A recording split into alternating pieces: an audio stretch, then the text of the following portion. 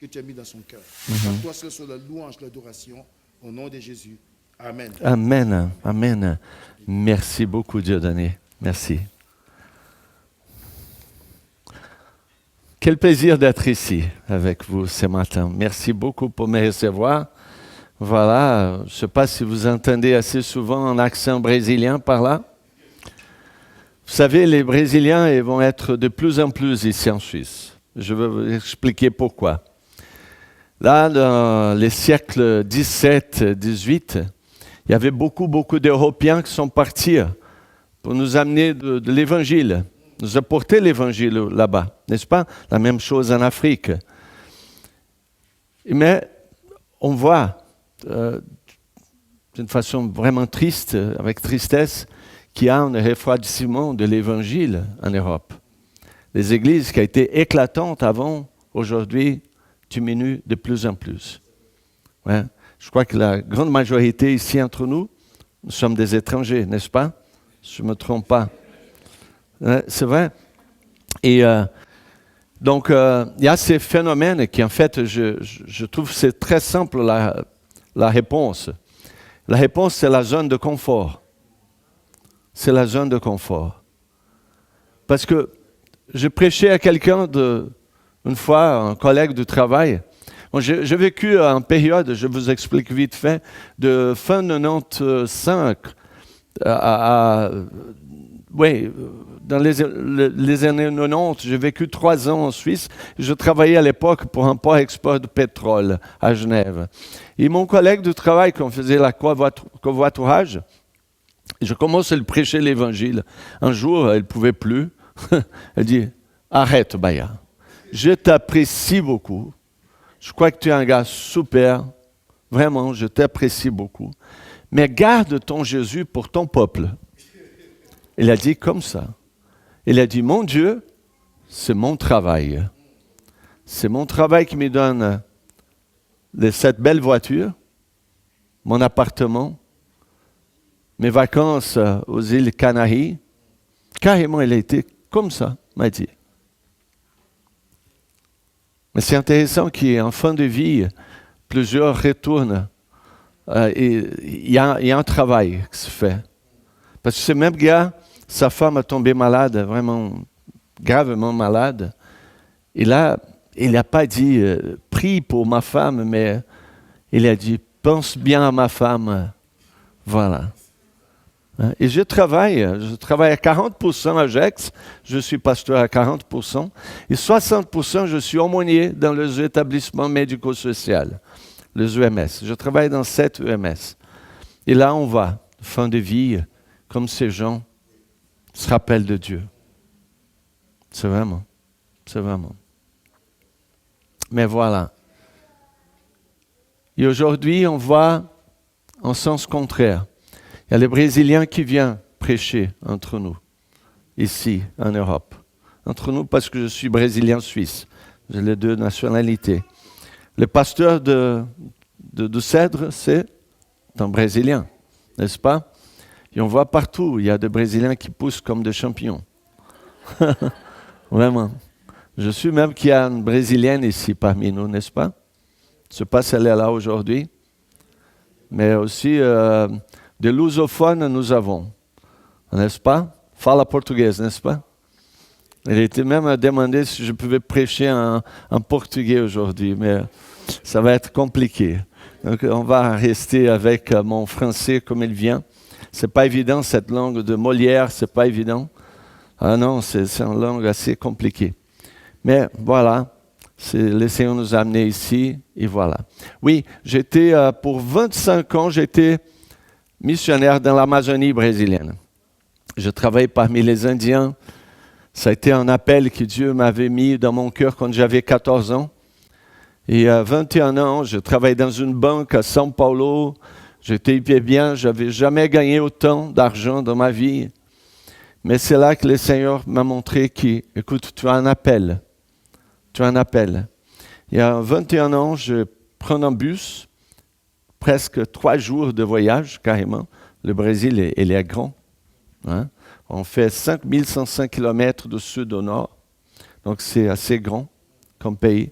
Mais j'ai pris le bus, j'ai fait 3 jours de route, j'ai arrivé à Belém, tout au nord. Et là, j'ai été avec Jeunesse à Mission. Là, j'ai appris la linguistique.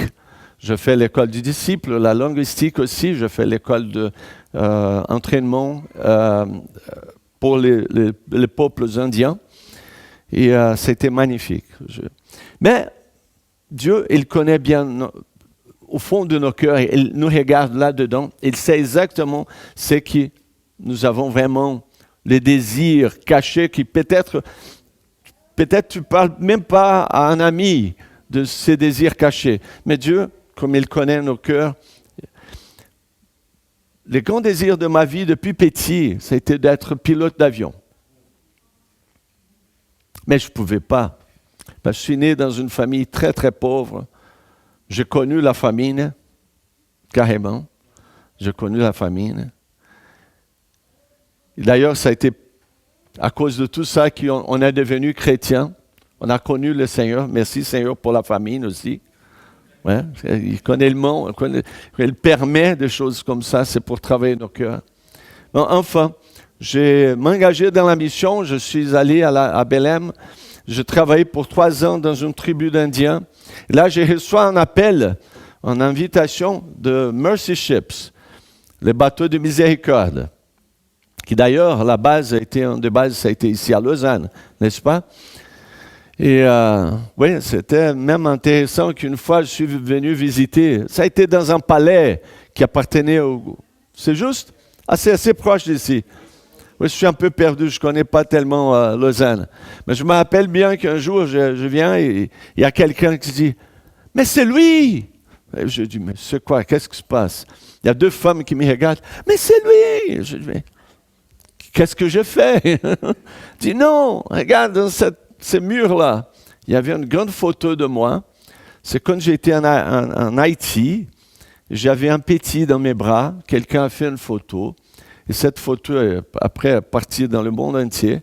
Et je ne savais pas, mais il y avait une énorme photo de 2 mètres d'auteur qui était contre les murs. Et voilà. J'ai été connu en Suisse, je ne savais même pas. Mais ça a été à Mercy Ships qui, j'arrive et le chef de Mercy Ships, le directeur de Mercy Ships, m'a dit un jour, faisait déjà 3 ans que j'étais à bord de ce bateau. Il me demande, mais tu es là, tu es fidèle, tu ne prends même pas de vacances, tu travailles d'une façon incroyable pour cette organisation, mais c'est quoi tes rêves au fond de ton cœur? Là, j'ai dit, mais mon rêve d'enfance, c'est de devenir pilote et travailler parmi les peuples indiens de l'Amazonie, les autochtones de l'Amazonie. Et là, il m'a demandé, mais pourquoi tu n'es pas pilote encore?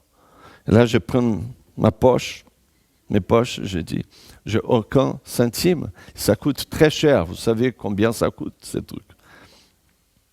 Et Perry Ricard, que c'est ce monsieur, le directeur du bateau, il était un homme incroyable. Et ces jours-là, on avait une grande réunion dans le bateau. Et il m'a dit, je veux bien que tu sois là ce soir, dans cette réunion. Il y avait des hommes d'affaires du coin là, de la Floride où on a été.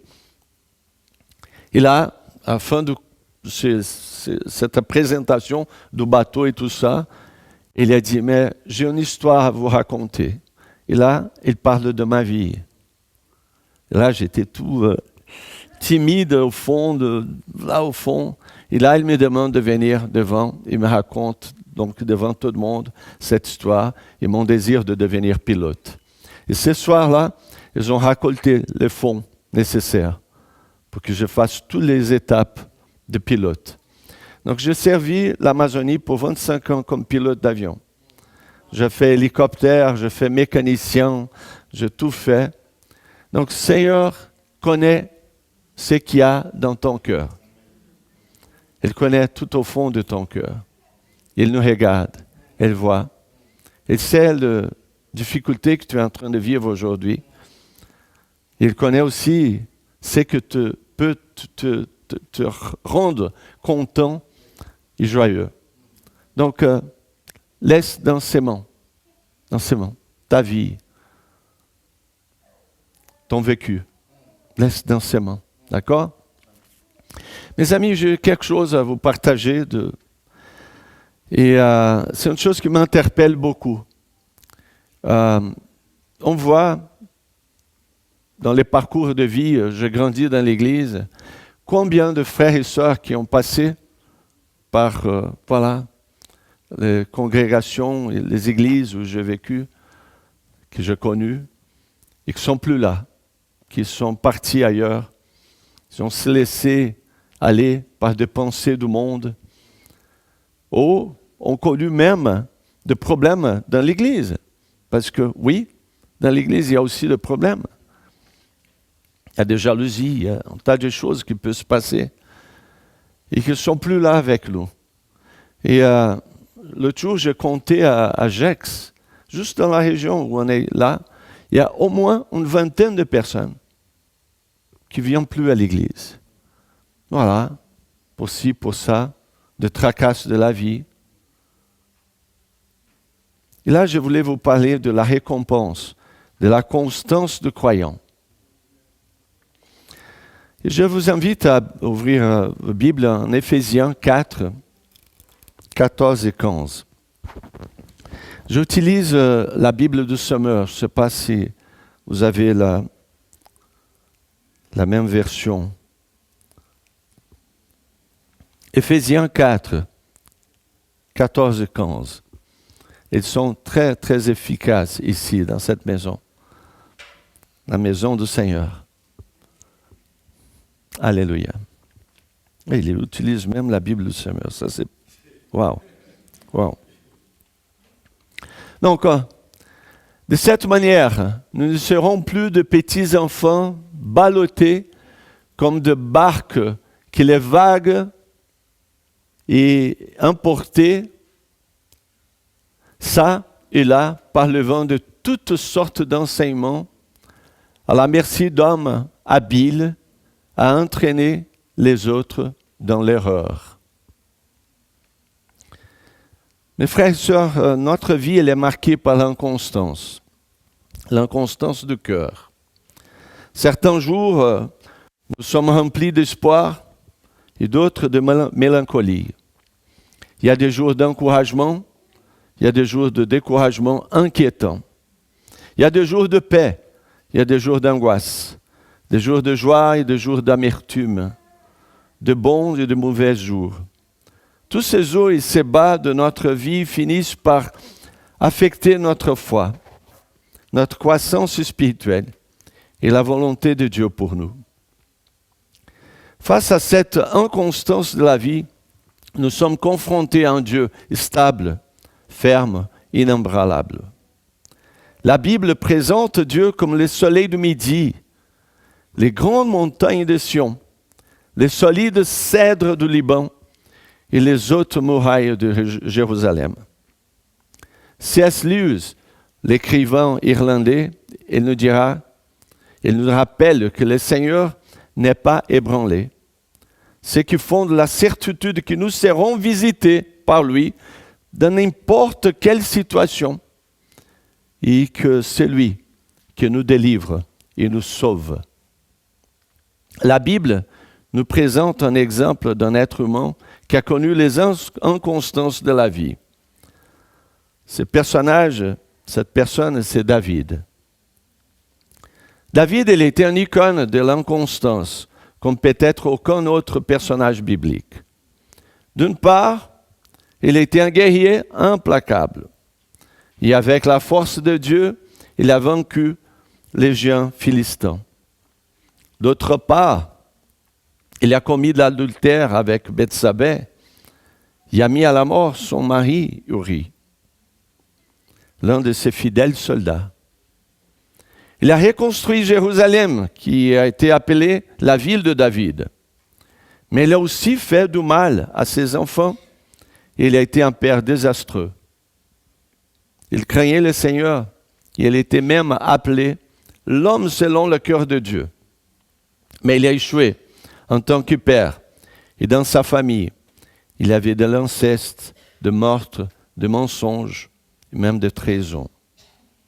L'un des moments les plus mélancolique et plus désespéré de l'histoire de David est peut-être celui où, revenant épuisé d'une bataille, une bataille qu'il ne devait même pas être là, il n'était pas vraiment invité à cette bataille, mais il était un homme un peu inconstant et il part en bataille contre son propre peuple,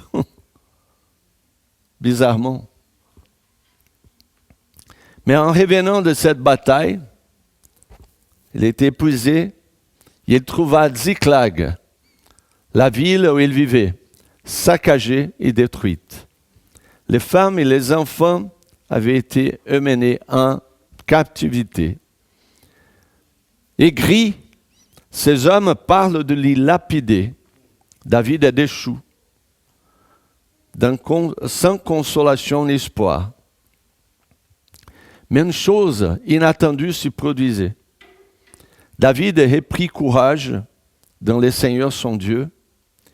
Il trouva la force en allant la chercher à la source, qui est Dieu. On peut trouver toute cette histoire en 1 Samuel, autour de verset 30. Le chapitre déchirant nous révèle l'une des œuvres les plus puissantes de Dieu dans la vie d'un de ses enfants. Et comment Dieu vient à nos secours quand tout semble perdu dans nos vies. Dieu nous ouvre les chemins lorsque nous ne savons pas où aller. Même si nous avons la mer devant nous, il l'ouvre.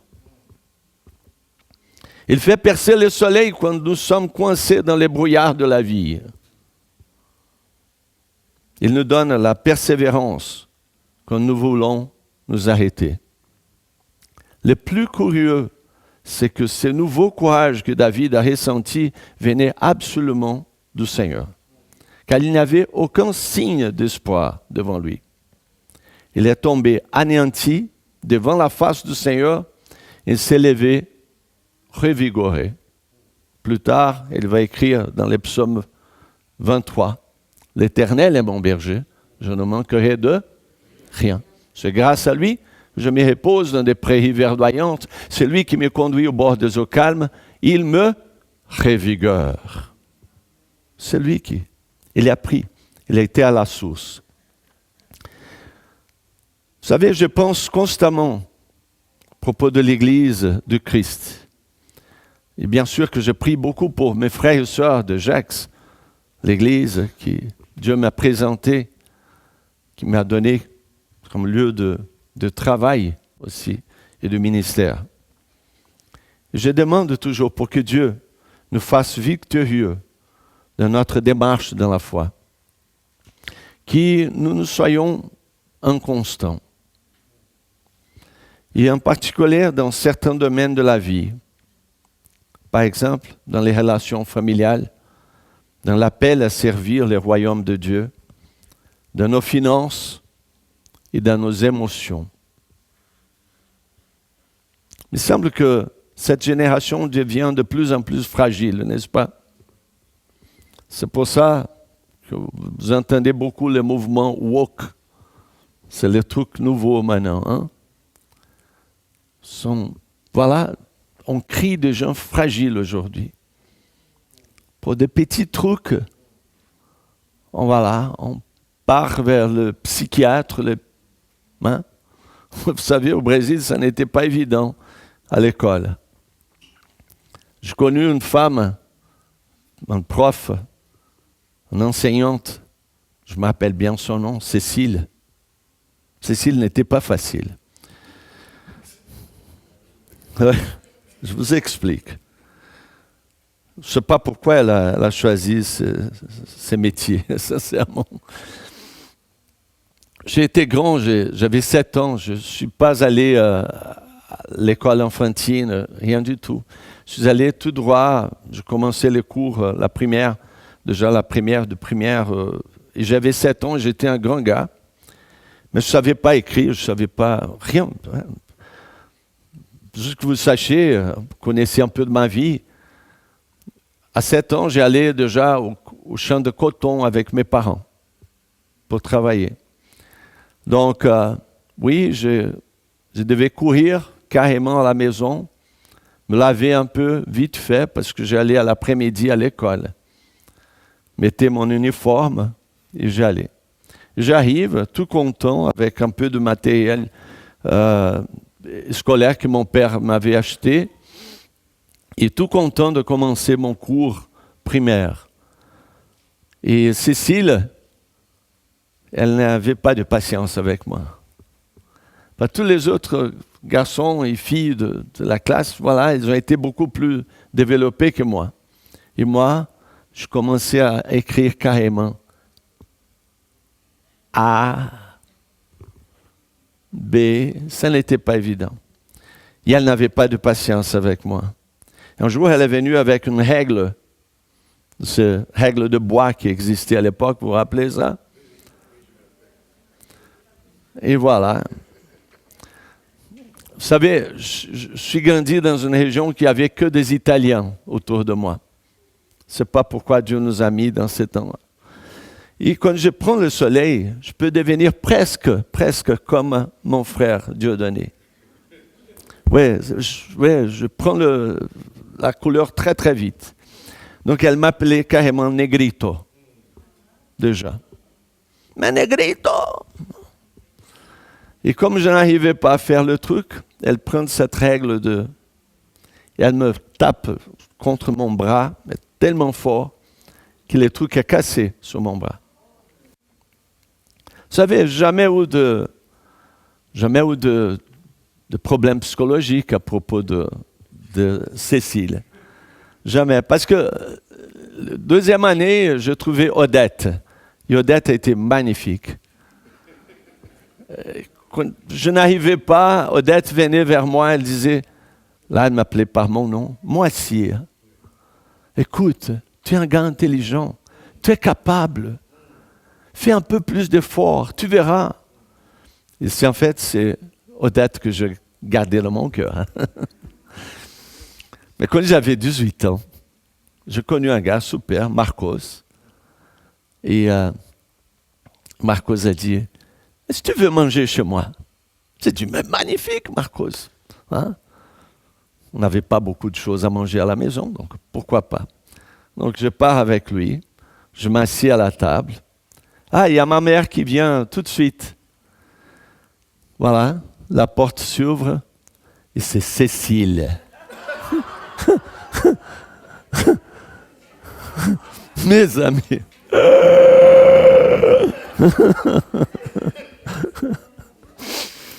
Je l'ai reconnue tout de suite. Bien sûr qu'il y a un truc froid qui a descendu de mes épines.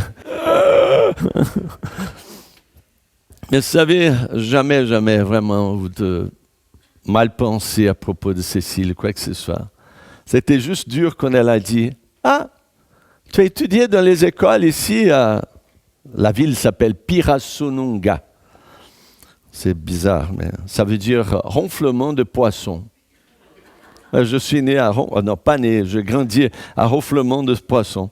C'est un nom indien, parce que voilà. Et elle a dit, tu as étudié ici dans les écoles de Pirassununga? J'ai dit oui. Quelle école? J'ai dit,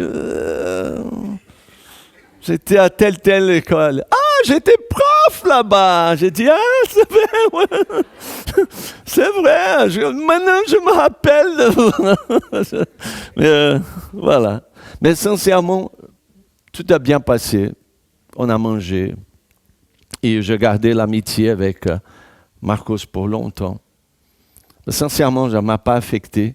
Mais aujourd'hui, on voit une génération fragile, n'est-ce pas? Un peu trop fragile. Ouais. On va examiner ces domaines que je viens de vous dire.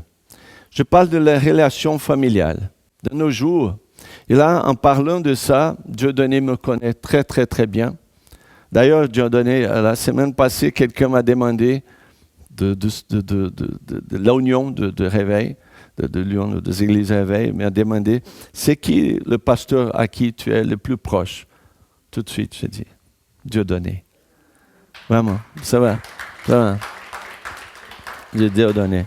Je crois peut-être c'est parce que nous venons de même parallèle là. Hein?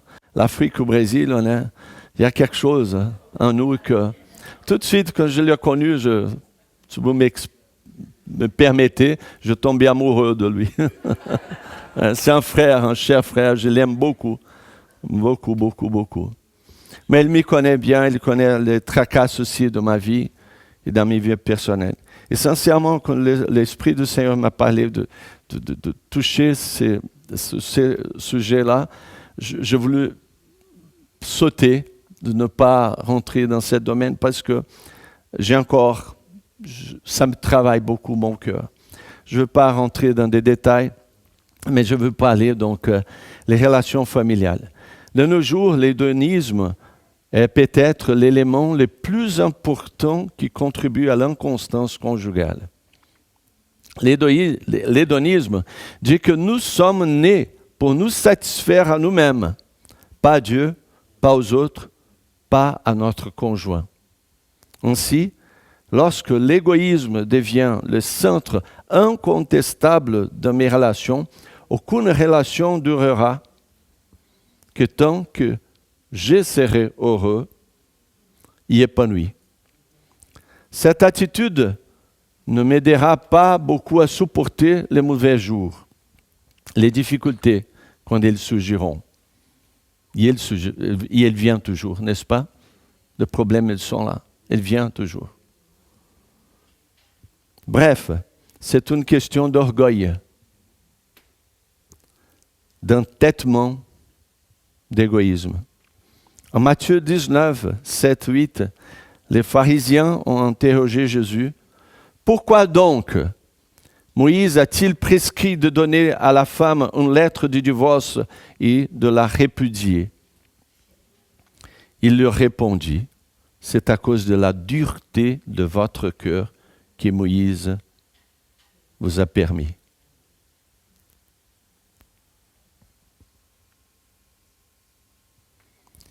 Le deuxième point, l'appel à servir le royaume de Dieu.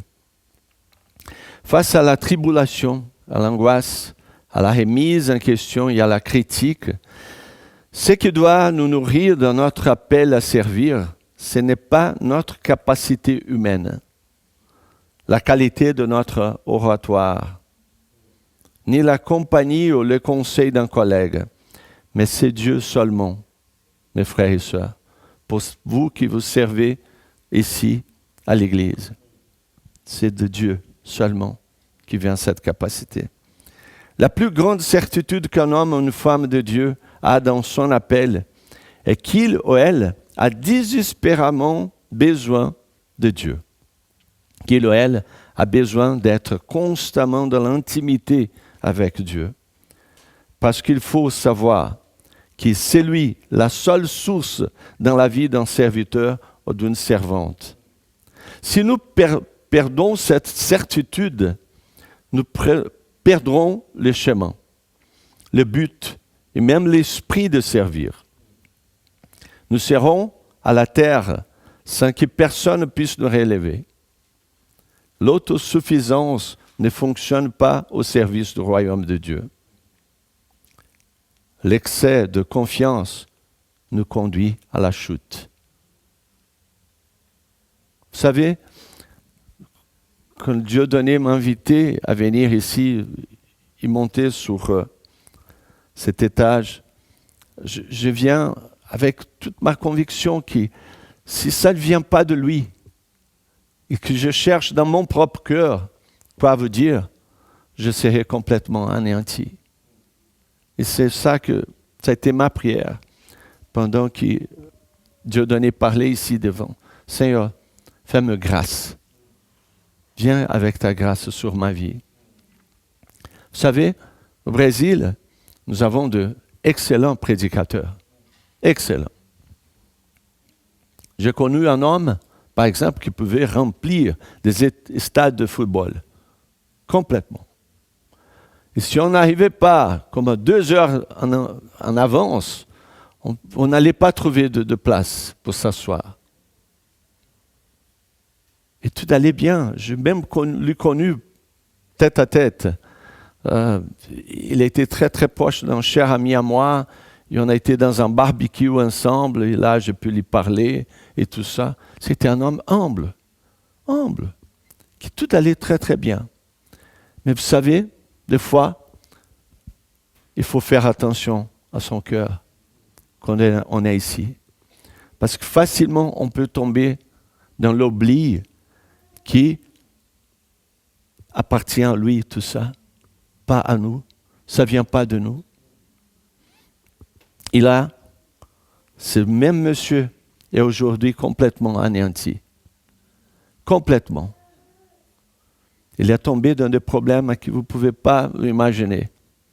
Même il était proche d'aller en prison, pas pour la bonne cause, malheureusement. Compliqué. Et là, aujourd'hui, il même prêche des hérésies que vous ne pouvez pas imaginer. Des trucs vraiment que ça nous donne chair de poule. La chair de poule. Voilà. En Galates 1:8, Paul, il va écrire: Eh bien, si quelqu'un, attention, même nous,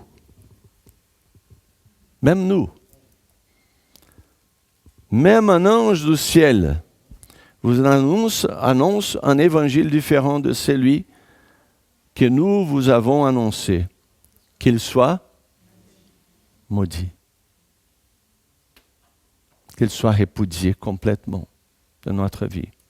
Et ça, c'est merveilleux ce que Paul écrit ici, parce qu'il s'y met comme en étant capable de s'éloigner de Dieu, de s'éloigner de l'évangile du Seigneur, et de dire des choses et faire des choses qui n'étaient pas de la volonté de Dieu. Et nous connaissons, il y a plein d'histoires.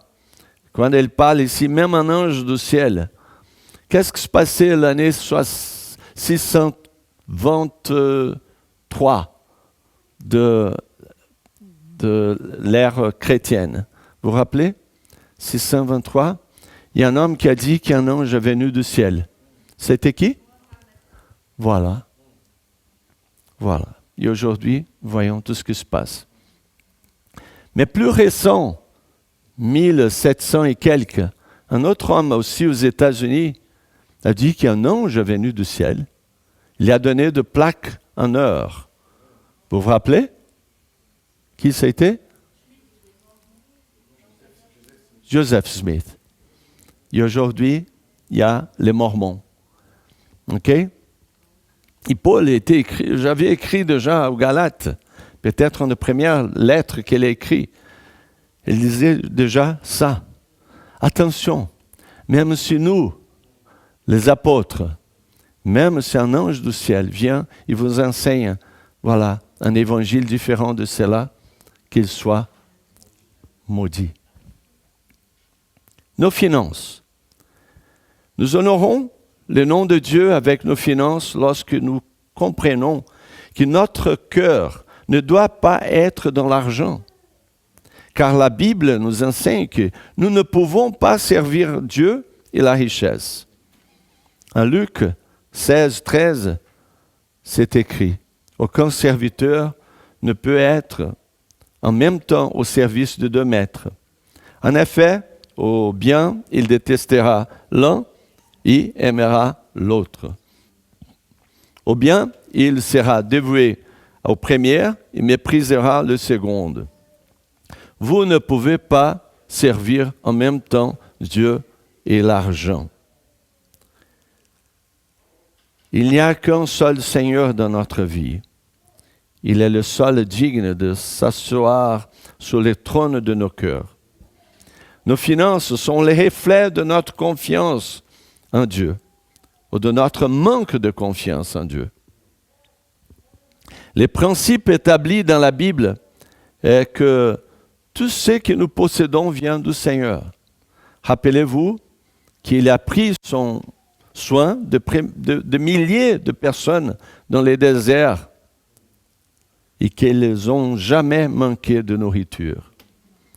Et que même les vêtements de leur corps ne sont pas usés. Ça ne va pas tellement aujourd'hui pour les femmes d'aujourd'hui, n'est-ce pas? Imaginez-vous si vos habits s'épuisaient jamais, jamais, jamais. Hein? On ne peut pas aller à la placette chercher quelque chose d'autre. Hein? Parce que mes habits ne pourrissent jamais. Hein? Mais oui, le Seigneur, il a gardé son peuple pour 40 ans.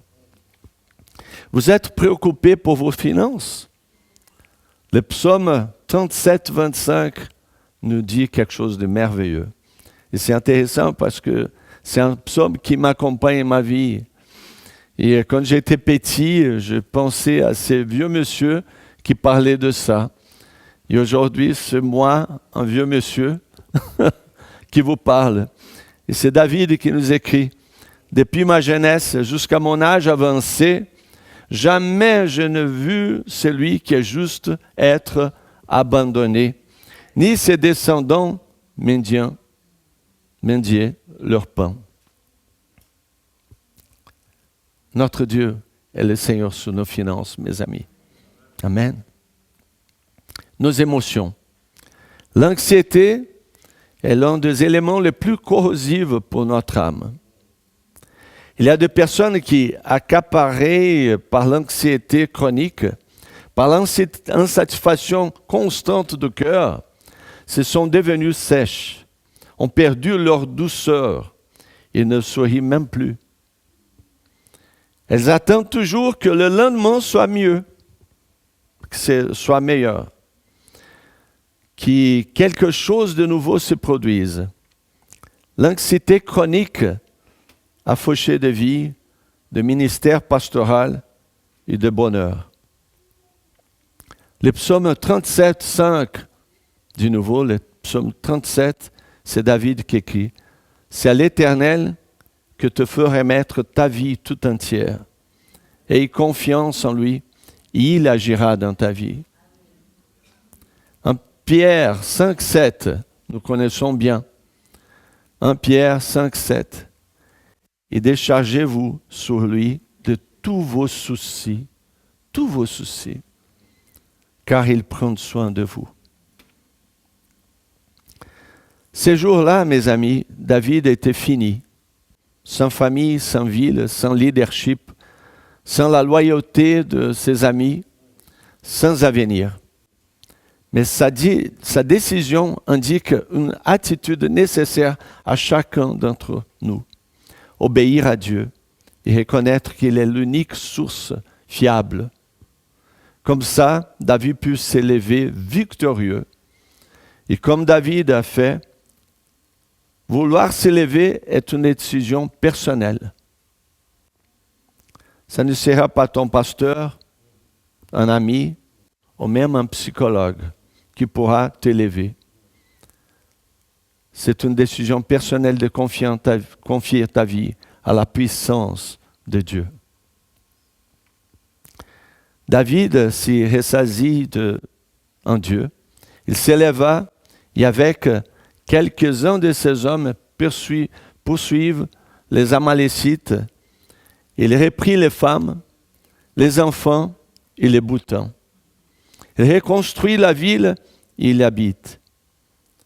Il a regagné le respect de ses hommes avec l'éclat de celui qu'il allait un jour régner sur tout Israël.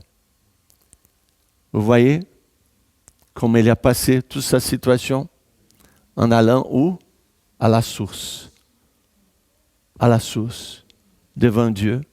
Ça a été une affaire entre lui et Dieu.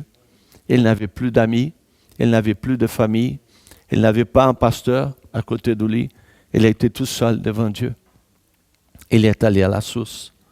Et toutes les choses ont été rétablies dans sa vie. Mes frères et sœurs, nous tombons parce que nous sommes humains. Le péché qui a été introduit en Éden est danogène. C'est ce que Paul a écrit en Romains 7, 15 et 17, qu'il va dire: En effet, je ne comprends pas ce que je fais. Je ne fais pas ce que je veux. Et ce que je déteste, c'est cela que je fais. En réalité, ce n'est plus moi qui le fais, mais c'est le péché qui habite en moi. Mes amis, si ces grands hommes de Dieu connaissaient les luttes, l'apôtre Paul, ces luttes intérieures, et c'est lui qui nous a également écrit en 1 Corinthiens 15, 57, 58. Il va dire, « Mais grâce soit rendue à Dieu, qui nous donne la victoire par notre Seigneur Jésus-Christ. Ainsi, mes frères et sœurs, bien-aimés, soyez fermes, inébranlables, travaillant de mieux en mieux à l'œuvre du Seigneur, sachant que votre travail ne sera pas en vain dans le Seigneur. »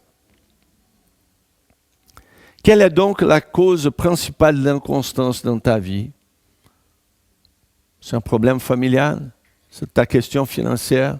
C'est tes émotions? Le problème est que nous attendons souvent, trop longtemps, pour des choses futiles de la vie. Et elles ne viennent pas parce que Dieu sait qu'elles ne nous apporteront rien de bon.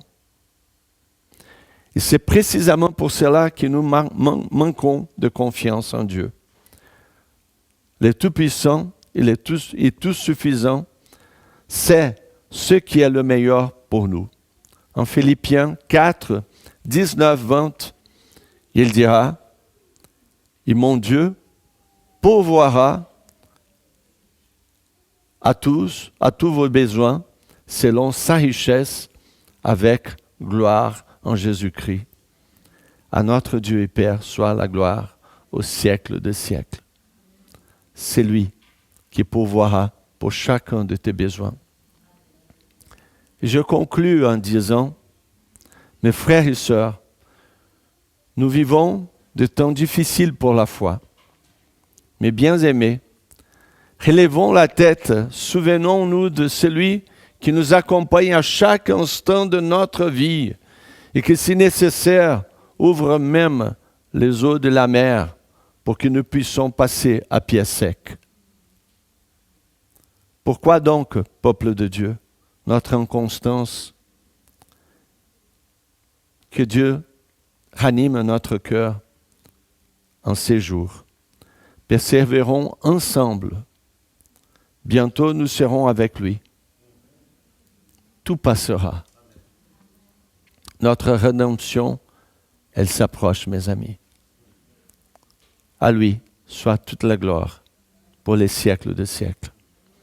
Soyez bénis, peuple de Dieu.